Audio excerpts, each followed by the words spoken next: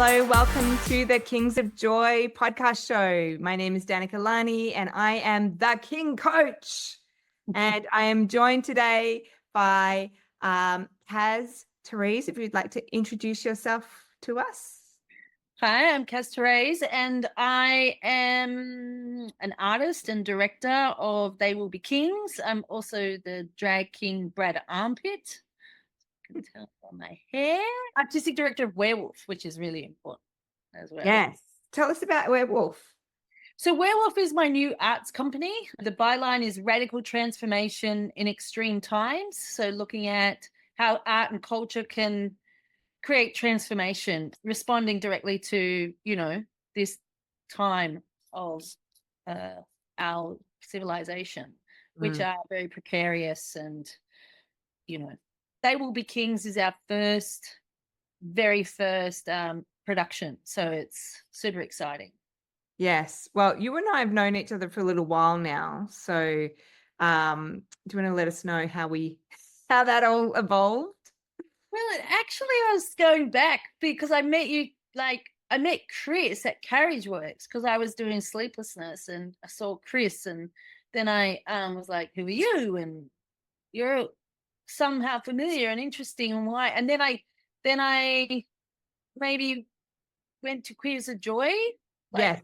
I remember you performed at Quiz of Joy and yeah.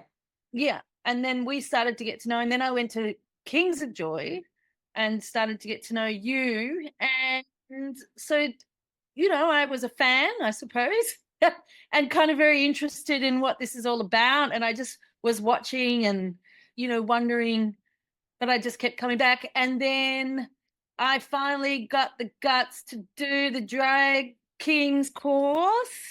Kings of Joy. What was that like for you? Especially someone who's a theatre person. Like, what was it like going through the Kings of Joy experience?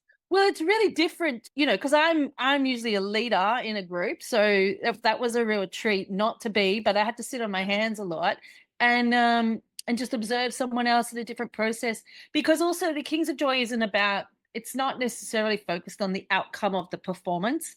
Whereas the art is, I make professional art. My brief is always high caliber art, and so that's a product, where your process in the Kings of Joy is so much more about people's, I want people to have a good experience whilst making this good thing, but it's so different. It's really different in that it's more about what you get out of it in a more holistic, it's just a different focus. You don't come in and drill everyone and, which, I'll get to that point with you guys. But, it is just about sitting back and just receiving the information, having the experience, and then somehow getting to the point where you're in a dance group. and it's beautiful. It's a beautiful thing, Also with Brad, Brad becomes part of me rather than it being about an outcome, even though we did perform, which was amazing. I just, Brad just opened up a lot of stuff. So it's more of a listening exercise, I think, for yourself, something like that. Theatre can be too, but it is different. Yeah. It's definitely a journey, isn't it, that you go on in Kings of Joy. And, the good thing is doing it in a group with other like-minded humans. And I remember your group was all about the I'm Too Sexy. Yeah. Did that song and, a bit of catwalk moments for each king that came down. And that was fun. Which is all crazy. Like, I've never done anything like that. I mean, everyone's like, but you perform, but it is really different, It's so much about flamboyance and being sexy and comfortable with your body and just being drag and not taking yourself seriously and just finding that fun and joy. And that is because art can be not that at all, so that's very cool. Yeah, that's what it is. Yeah. And so Brad Armpitt, as we know, went on and did a solo. Yes. So what was that development like of developing Brad Armpitt? Yeah, so I booked in with you. I think we did 4 sessions or something. I started writing a monologue because that's how I usually just start telling stories, and then booked in sessions with you, and and I sent that monologue to you, and you put in different songs. There's a lot to do, but there's like learning the songs, lip syncing, learning the dance, getting the character, and then kind of just giving it all, just going for it as well. And I just kind of thought, well, I'll do my best, and that's enough. Best with what the time that I've got.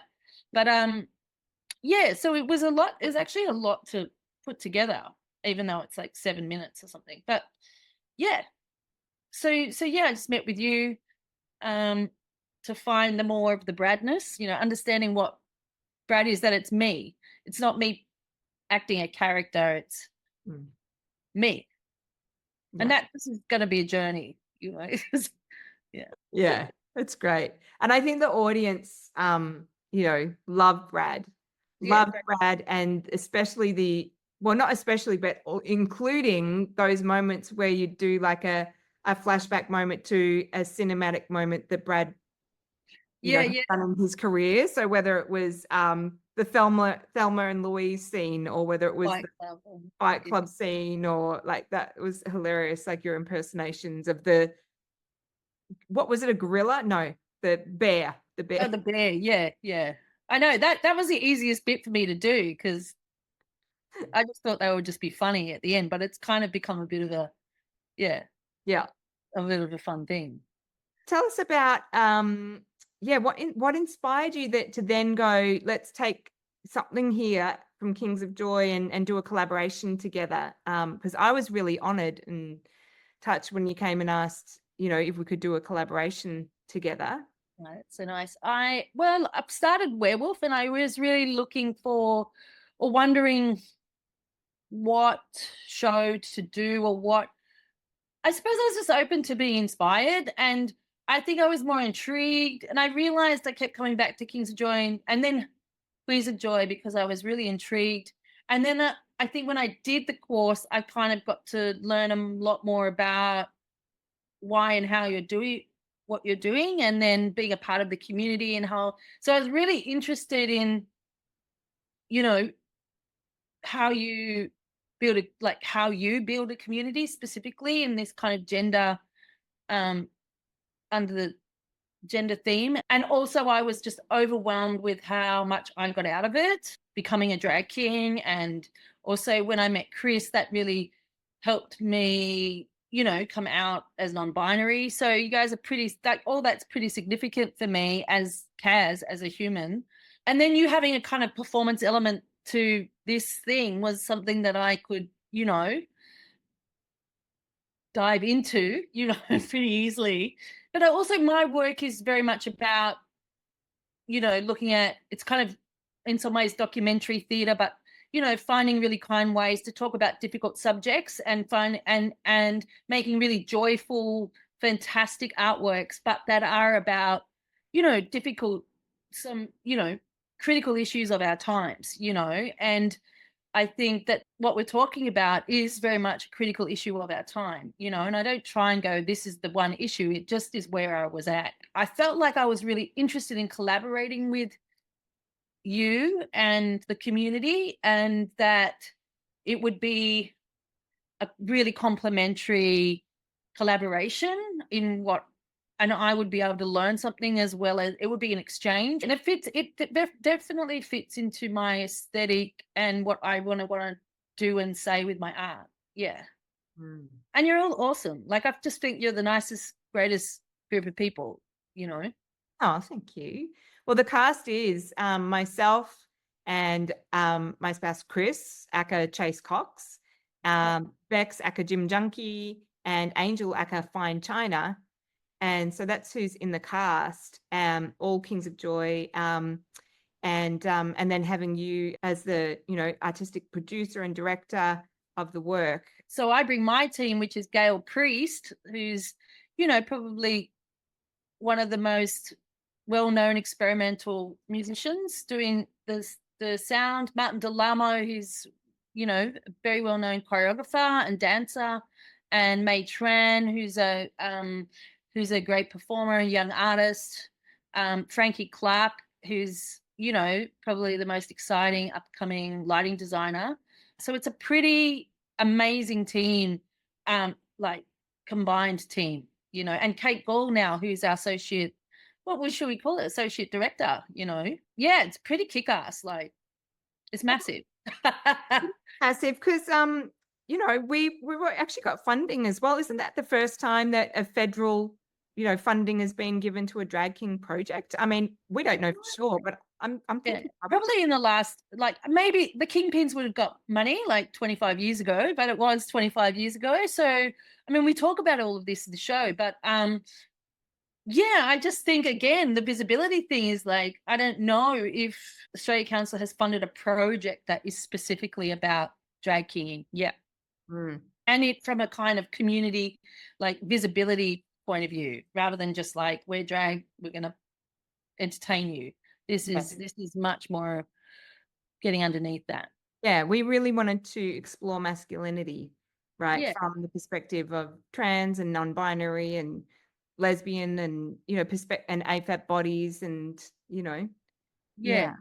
And it is a conversation that I need to have more, and that I would love the world to have more, you know, because ultimately it would make me feel more comfortable in the world and more understood. Maybe I think what you guys have got to offer, and what, you know, drag kinging and trans mask, lesbian, non-binary, you know, AFAB people have maybe it's the time to lean into this kind of matriarchal leadership that this gender brings. So it's really interesting because it's matriarchal leadership, but looking at masculinity. So is this in the world and civilization? It's well, in contemporary culture, it's patriarchal, and drag queens are. It's a patriarchal structure leaning into femininity, and we're looking at matriarchal, like the very foundation of the structure of how we work, how we talk, but leaning into masks. So it's super interesting. You know, the whole discourse is wild. Yeah. What's your vision for this show? Like, where do you think they will be kings, you know? I don't like to kind of, you know, I'm just really focused on making it, and then I'd like to get some more funding and develop it. You know, it'd be great to do a few more seasons and maybe tour it, you know, like first hurdles first, and then we'll, yeah. But definitely I'd love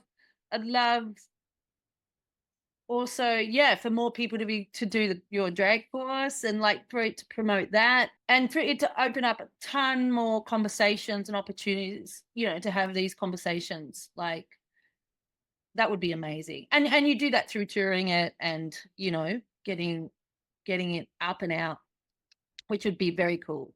So if we just talk right now about what's happening now, I mean, we've so far got a show, a run during Mardi Gras, Sydney Gay and Lesbian Mardi Gras season. So we're in the program for that. And we're running Utopia at the loading dock, their theatre there. And we're doing a run from, I think it's Tuesday the 25th. Yeah, Tuesday the 25th of February through to Friday. Preview. Friday the 28th. And Utopia is I think Utopia is a really great, interesting space. So the reason that I thought it would be really good to go there is because that's a political space, a political museum, and kind of the first of its kind in Sydney in relationship to advocacy of queer experience and understanding and transforming, you know, what it could possibly be. So I'm kind of, it's a great place to start. Yeah. No, I love that vision of being Australia's first queer museum and documenting our histories and yeah. Because that's been an interesting thing that's come up, is like our histories as drag king culture, and a lot of that disappearing. In that interview we did, you were saying, like, one of the questions was, so, you know, there was some drag kings around 90s and 2000s, and then there was a dip, and now there's kind of a few more. And you would never say that about drag queens or other kind of art forms, that they just kind of disappeared and then now they're here. It's like, why? That is a serious issue in the queer community, that is the narrative, you know. And it's not just about other drag kings and lesbians going, oh, we better do something. It's the whole queer community that needs to acknowledge that this is a serious issue, you know, that there's a big part of the queer community that isn't being held and isn't being visible, you know, and that is not what being queer or Mardi Gras or all those kinds of things is about. You know, you can't just rely on one person all the time, you know, and wait for another generation to come around. You know, there needs to be this intergenerational process happening. And I suppose with Drag Race, you know, that's happened through RuPaul. It's such a strong, solid, powerful kind of franchise that maybe it's kind of pushed all these, you know, politicians to feel lots of things about it because it is so visible on that side. But we drag kings haven't even had their time, you know. We want the time before we get, you know. I don't know, man. I could go on forever. Yeah, no, these are great topics. You know, these are great topics about masculinity, about visibility, about gender, about self-expression, the benefits of being mainstream, the benefits of being underground, like, yeah, you know, the pros and cons of both of those states. So yeah, it's really interesting. Finally, Kaz, what would you like the ripple effect of They Will Be Kings to be in terms of, you know, a cultural conversation? Well, I love what you said about, you know, masculinity isn't just for men or, you know, cis men. It's for everyone, you know, and that everyone has masc and femme and all these other kind of colors in their gender. To think that there's only two genders is kind of absurd, and it's kind of mistaken to be brought up like that, you know. And so people to have that, like all the kind of realizations and, you know, layers of release that I got coming out of non-binary, like I'd like the conversation to encourage people to be aware of how powerful gender is, and that we can take control of it ourselves. It feels like gender's somewhere like Catholic, you know, like religion or something. People just are really hard line about it, you know. It's this fixed thing, you know. There's like gender terrorists out there, like gender fascists. and it doesn't need to be like that. Yeah. You know? I like to say gender is not something to be afraid of. It's something Yeah. to play with, you know? Yeah. And, you know, no one else gets to say over your gender, only you do. So, Right. Exactly. it'd be weird. It'd be weird if someone, you know, like sexuality, like as if someone would have a say over my sexuality. No, no, no. Only I do. Same with gender. So, yeah. But there's a lot of noise that come into people. And I mean, it's interesting because this whole realization came to me when, you know, I was doing my other show, and I realized with all the photos that I was looking at of when I was young that I was always in a dress, even though I never wore a dress. But my mum always insisted I wear a dress at weddings and, you know, occasions. So everything that's documented about me, I'm wearing a dress, even though that's actually not how I presented at all.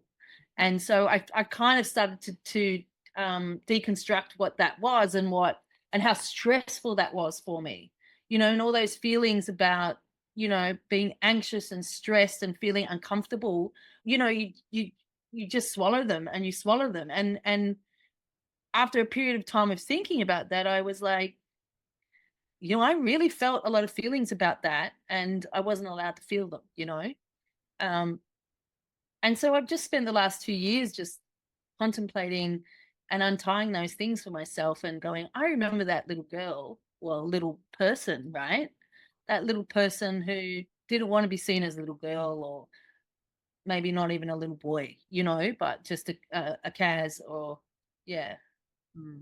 So, and then trying to reclaim that person. And now I just feel good about getting dressed so I can borrow from both things. So it's just like, even the way I get dressed every morning is so much less stressful than it used to be.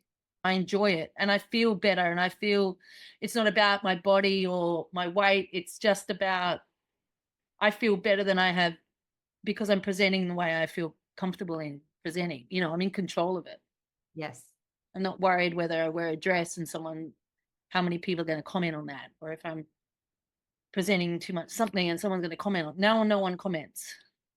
You know, I just look good. Yeah, 'cause you just look good. I just look good. And I've heard Chris talk about that too. Like in the show, Chris talks about being trans has made them feel sexy for the first time, you know, or whatever. They feel sexy. And I totally, I mean, I felt sexy, but there's a kind of new freedom in it. Yeah. Liberation. Yeah. Liberation. Yes. I think a lot of people, you know, listening would really resonate with your story. And thank you for sharing that, you know. Thanks, Danica. Yeah, really appreciate it. So we would love you to come see the show. They will be kings at Qtopia. Yeah. It starts on Tuesday, the 25th of February and goes through to Friday, the 28th. They're already selling, you know, so there's not going to be a huge amount of tickets available. So get in there. Yeah, don't leave it last minute, friends. You know, I know we like to do that for Mardi Gras, but got to get in there. Get a ticket. Yeah. Yeah. Right. Well, thank you so much, Kaz, and speak soon. See ya. It's you and not be enough. I'm so not done till we get